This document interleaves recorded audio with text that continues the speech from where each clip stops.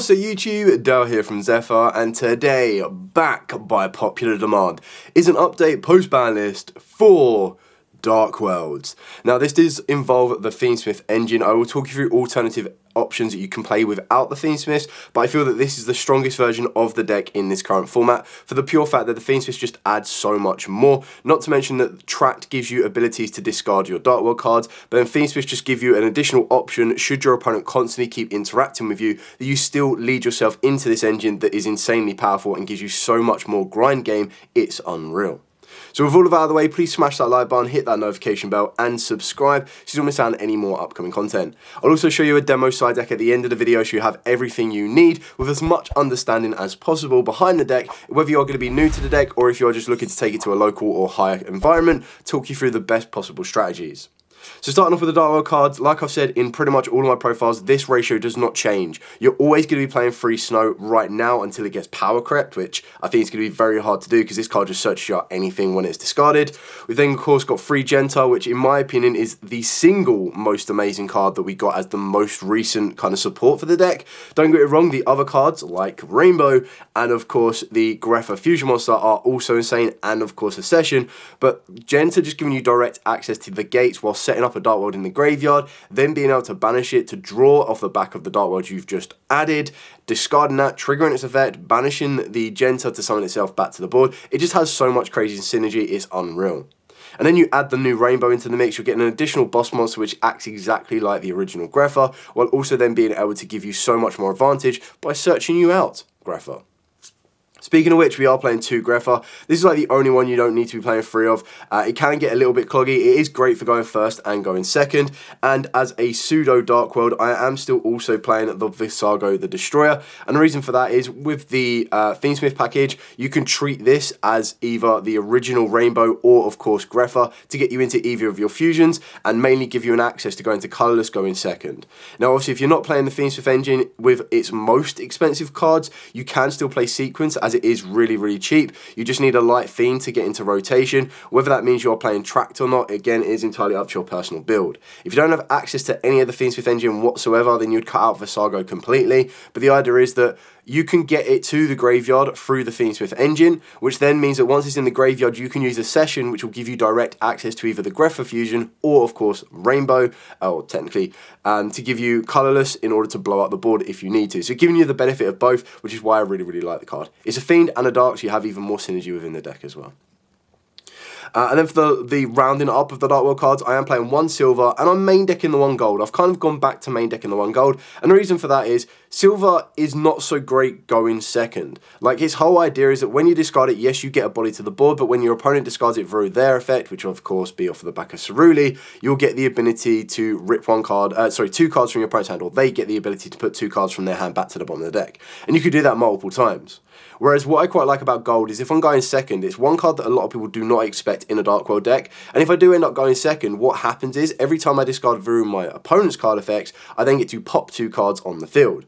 The benefit of that as well is if I am going first and I do set up the Grepher Fusion and I haven't been able to access silver, or I haven't gone for the hand rip, or I'm just feeling a little bit generous and I don't want to be degenerate and hand rip my opponent, I still have Grepher that if I discard it during my opponent's turn, I'm going to pop 2 cards that put it on the board.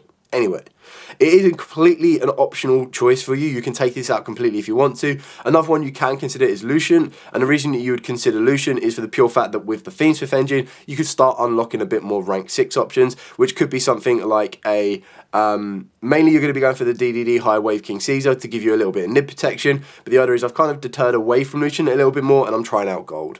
Like I said, completely up to you. You can swap it for a second silver if you want to. I'm quite happy with a 1-1-1. Some people like to play 2 Ceruli. Again, that's absolutely fine. That's when the flexibility and personalization of the deck comes down to it. The idea is that if I don't have a way to discard the Ceruli, it kind of comes a little bit dead. I have so much ways of being able to get direct access to it through Snow, and the fact that Snow isn't hard once per turn, and then you save the silvers and the golds and the Greffers for your Rainbow searches as well. Moving on to the Dark Worlds, we are playing triple Danger Nessie.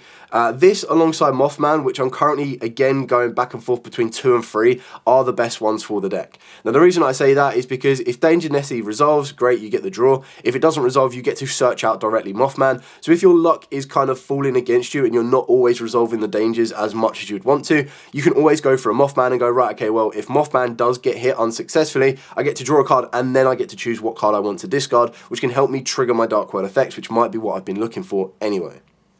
We're now also trying out 2 forms of Danger Jackalope. Now this is back at 2.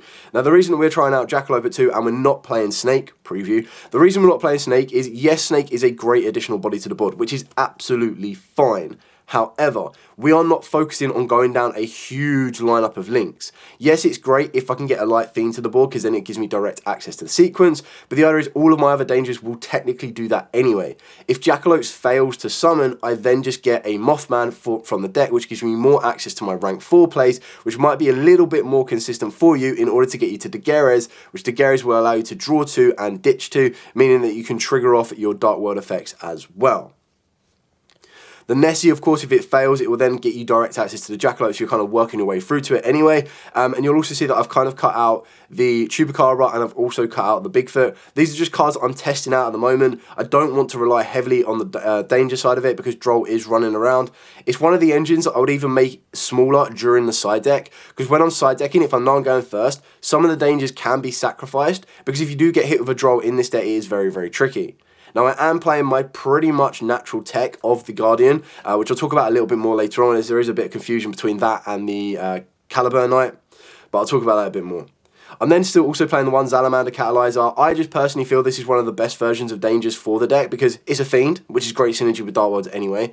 It then allows you to choose exactly what level you want to get to the board and exactly what cards you want to discard, whereas dangers are randomized.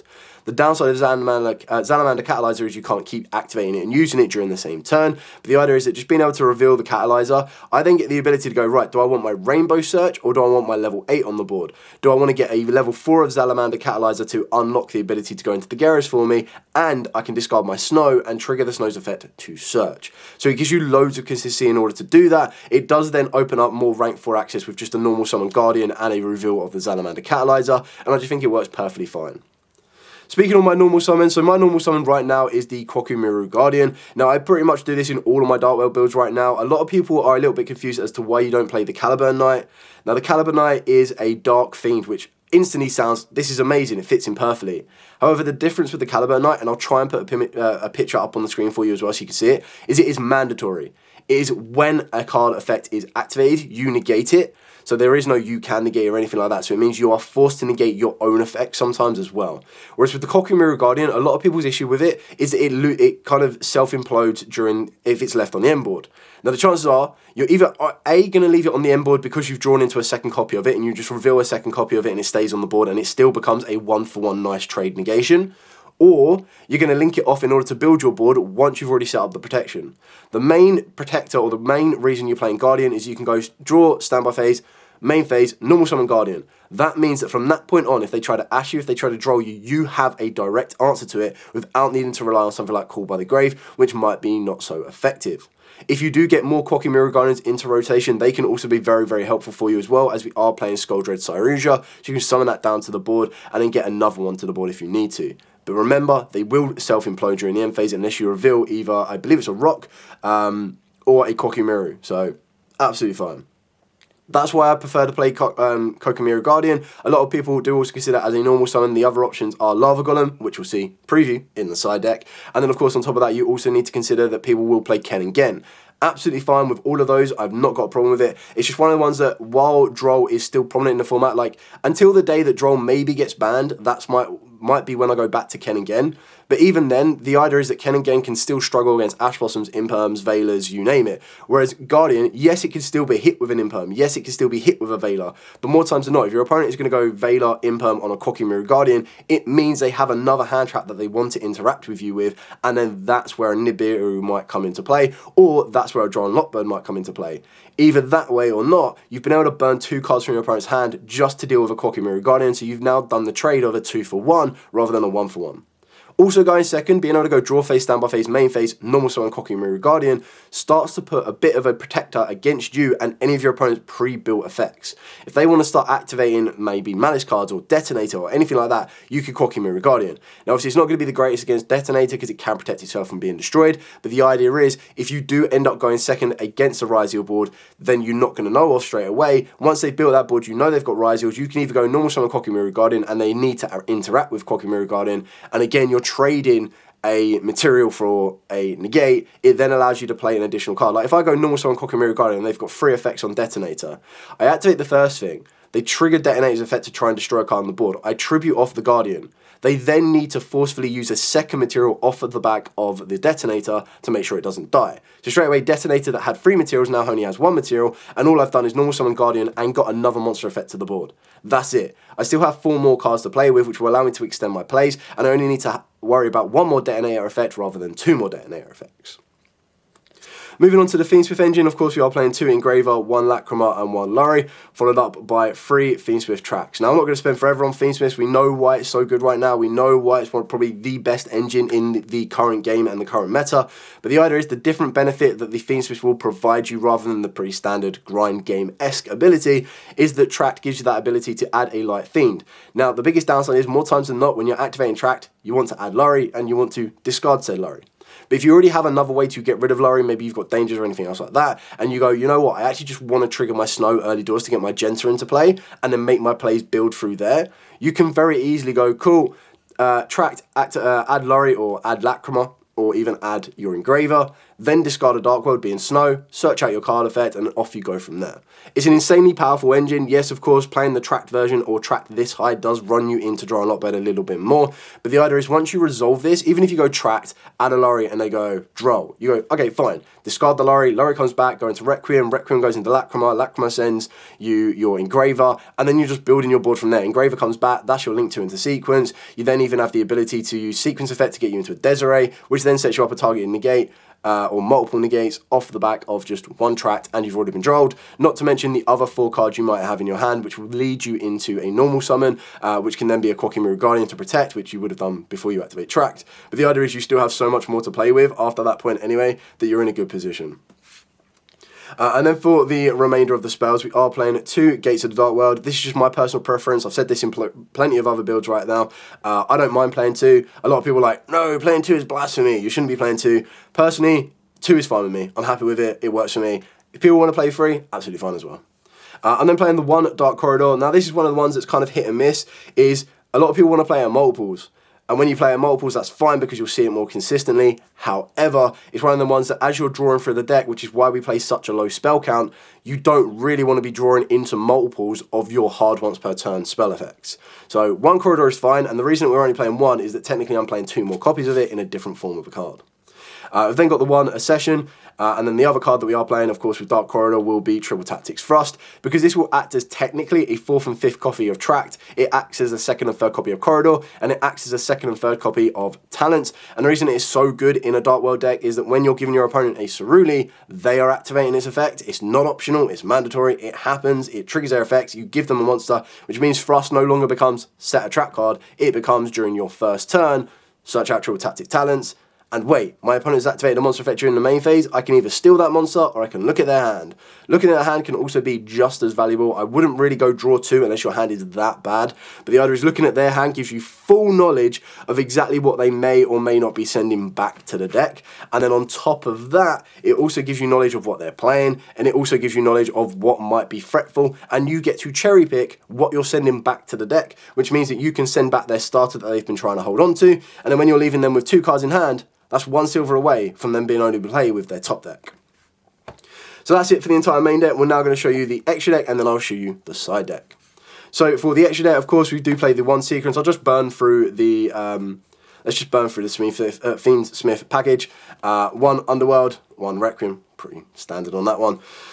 And then, of course, off of the back of this, the fusion cards that you're going to be able to go into will be the following. So you can go into Aerial Eater. The reason you can go into Aerial Eater is this will allow you to send any of your Dark Worlds from deck to the grave, but more times than not, you'll probably send a Visago if you've got access to the Accession, as that will give you options to go into either of the Dark Worlds. And what you need to remember about Accession is once you activate it once, that's absolutely fine, because you can discard a Dark World to add it back to the hand, and then that means you can activate it during your opponent's turn, meaning that you can instantly set up the ability to go into a Colorless during your opponent's turn, or a Greffa if you successfully summoned the Greffa during your opponent's turn correctly without using the Visago.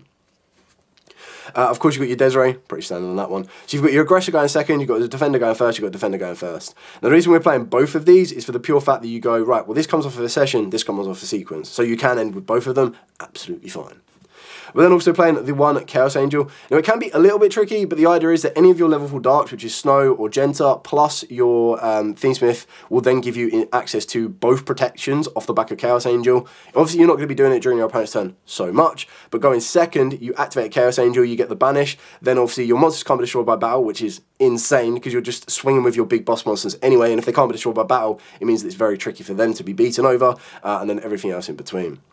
Then for the only XYZ that I'm personally playing is the one Daguerre's. You can play a Baguska, but honestly, I don't really want to be sitting on the Baguska, especially when people playing Risers are going to be doing that anyway. And then when you're playing the Malices, yes, it does affect Malices a little bit, but they can still very easily break the Baguska, and it's not the best defensive option. And the only reason you'd want to go into a Baguska is if they go Droll, Ash, Imperm, and you've still been able to get 2 level 4s on the board.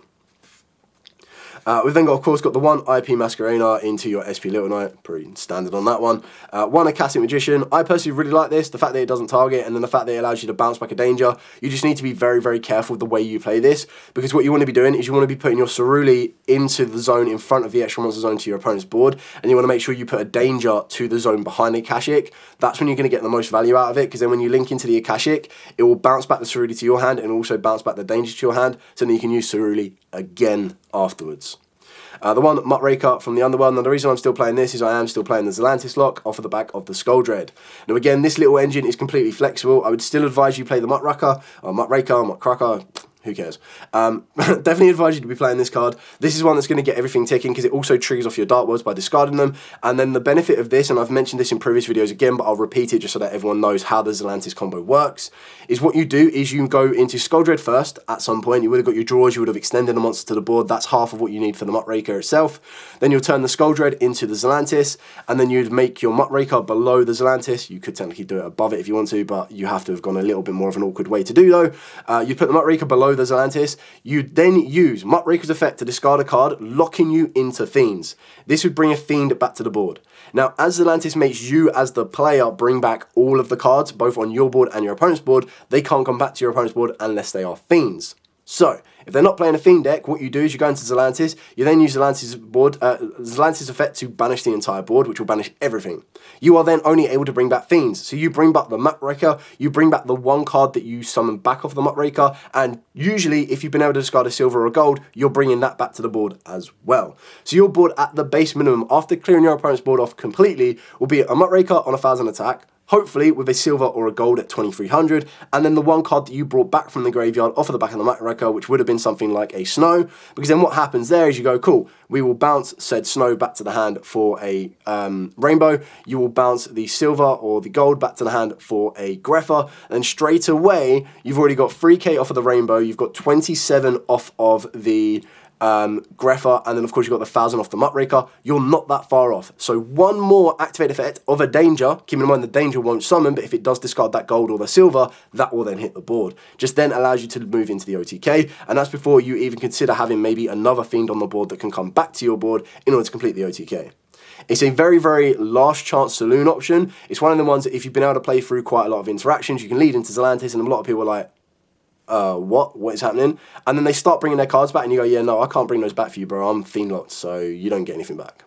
It's very niche. It is something that you can change out, but it's also one of the ones that I don't think a huge amount of people know about, which is why I think it gives you a very nice surprise factor, because a lot of people are like, all right, here comes access code, or here comes something else, and then you just go to Zelantis and they're like, what? Didn't see that coming. Okay, so moving on to the side deck. So for the side deck, of course, I'm not going to spend a huge amount on the Lancers. Pretty standard Malice matchup. We then got triple Lava Golem. So the best thing again about Dark Worlds is because it doesn't rely on its normal summon, it gives you the ability to play a card like Lava Golem. Now, being able to play Lava Golem gives you that ability to go second, and you go, cool, Lava Golem, Tribute 2, off you go. So straight away, you get rid of Duo Drive, you get rid of Detonator. All you need to worry about is plug-in. So when you need to worry about plug-in is they're going to bring one back from the graveyard. So either you stop that happening, you negate the plug-in, or you just kind of work from there. On top of that as well, we'll also turn off the field spell, because then the field spell doesn't have an XYZ to detach material from, which allows you to continue to make your plays. This is definitely going in when I know I am 100% going second, without a doubt. But main decking, the reason I main deck the Guardian over this is that this is 100% dead going first, whereas Guardian is still playable going first or second. So you get the best of both. And then, of course, we've got triple Book of Eclipse, so the Yugioh matchup, pretty standard on that one. Followed up by double Cosmic Cyclone, just for back row hate decks in style. And then we do play 4 normal trap cards. Now, these are entirely up to you. I am personally playing 2 evenly matched and a D-barrier because I really like evenly matched. I think a lot of people sleep on it. This might change the more and more I play it in the format, as a lot of people might either play around it, or they might just go, I don't care what card you leave me with. Evenly still gets the job done, or doesn't really affect me that much. Now, the reason I've done that is you can then very easily take these out for 2 more D-barriers, and the reason I've not got a full maxed out on all of these is because you've got to keep in mind that Triple Tactics Thrust will get you into these cards as well. So technically, you're playing 3 copies of this, you're playing 4 copies of this.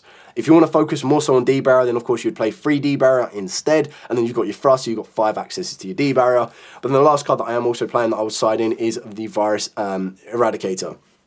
Now, the reason we're going for Eradicator is that you will pretty much end up getting a Greffa or a Rainbow on the board. It's very easy to do. And the idea is, if I've activated Thrust, I set this, and then that's going to give me direct outs to either spell-heavy decks or trap-heavy decks.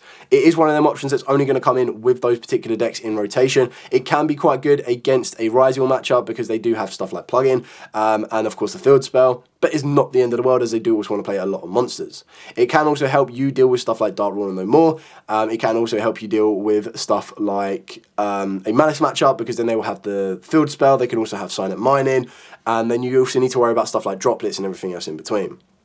It's not a perfect card in this particular format. It's just one of the ones that you can play if you want to. You have direct access to it, and it is a card that is accessible to the deck because of the high attack stats of the darks that you are playing. It's one of the cards, again, that can come out for a 3rd Cosmic, a 3rd Evenly, a 2nd D-barrier. Really is up to you. You could kind of flip the switch on your opponent and play DDG as well if you wanted to kind of banish their monsters during their turn. You'll obviously use your monsters if they go to the graveyard, but the idea is you don't plan to put them to the graveyard anyway. So that's just something to kind of keep in mind and consider. That is just the demo side deck. That's not the perfect side deck. That's just one of the ones that, depending on your environment, you'll adapt it, and depending on your playstyle and what you have access to, you'll adapt it. But I wanted to kind of give you a bit of an update on the deck itself, kind of give you a lowdown. I don't think a huge amount has personally changed from my particular build. I'm just trying out a 2nd Jackalope. The main deck isn't massively changed. I just wanted to give you kind of like a refresher. Oh, there we go. A refresher on the way it's played, give you as much detail and as much information as possible. So when you watch this video, whether you're, like I've said at the start, a newbie to it, or if you are just looking for the highlights of it as well to see what's changed, what's been adapted, you'll be able to see it, go from there and go, yeah, cool, we're pretty much on the same wavelength, or, oh, that's interesting, I didn't consider about that card, or you can come back to me and say, did you consider that card? And I'll be like, yeah, cool, haven't considered that, or yeah, I have considered it, this is the reason it doesn't work, blah, blah, blah, or this is the reason that I chose not to use it, whether it be personal preference or whatnot. Anyway, thank you so much for watching. Don't forget to like, comment, subscribe, share. If you don't have any questions, like I said, comments below, always happy to answer them. But for now, as absolutely always, stay safe, and of course, happy dueling.